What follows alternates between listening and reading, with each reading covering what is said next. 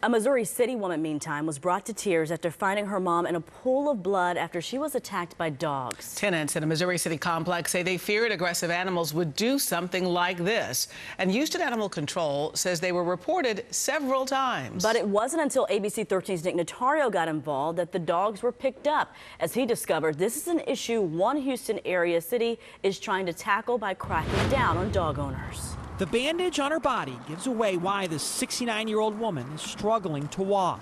A pain not just found beyond the bandage, but also in her face. She's been crying since she got back. She hasn't even eaten anything, and I feel so sad. I couldn't do anything to help. I'm supposed to protect her, but I couldn't. Eunice Danso says her mom, Beatrice, was walking in this apartment complex on Tuesday morning. Suddenly, she says 2 dogs started to attack.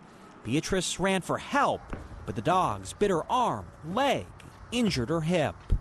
My mom was in a pool of blood, bleeding all over, crying, and an eyewitness came from upstairs and she said, I heard your mom shouting for her life, crying. BARC, which runs animal control in Houston, says it received multiple calls from this complex regarding the dogs this month. An animal enforcement officer went to the property once before. They didn't have any luck rounding up the strays. That changed when we contacted the agency and told them what happened. An officer went, spoke to the victim, and picked up the dogs.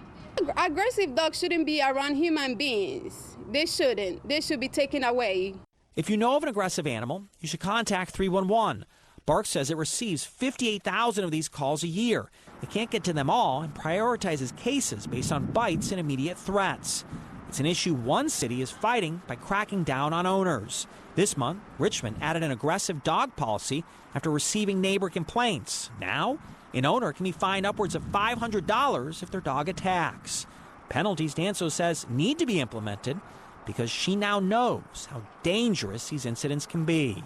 To see her in a pool of blood, my heart was beating like, I feel like, oh, she could have died. Something could have happened. And I don't want to see my loved one go through that. An attack that's made the walk difficult, but a little easier, knowing the animals behind it are no longer there. Nick Notario, ABC 13 Eyewitness News.